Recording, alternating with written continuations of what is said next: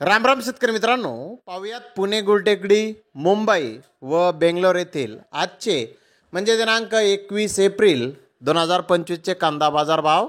चला तर मित्रांनो जाणून घेऊयात आज या मार्केटमध्ये कांदा भावाची आवकीची परिस्थिती नेमकी कशी आहे. मागील बाजाराच्या तुलनेमध्ये आज कांद्याच्या भावामध्ये काही बदल आहेत का याची सविस्तर माहिती अगदी थोडक्यात आपण या व्हिडिओमध्ये जाणून घेणार आहोत. त्यासाठी मित्रांनो आपल्याला व्हिडिओ संपूर्ण पाहायचा आहे.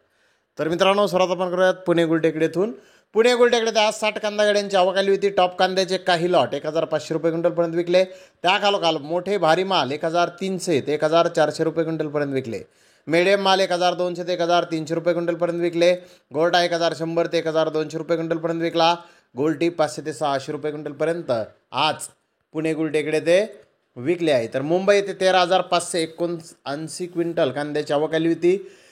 मुंबई येथे 800 रुपयापासून 1500 रुपये क्विंटलपर्यंत कांदे विकले.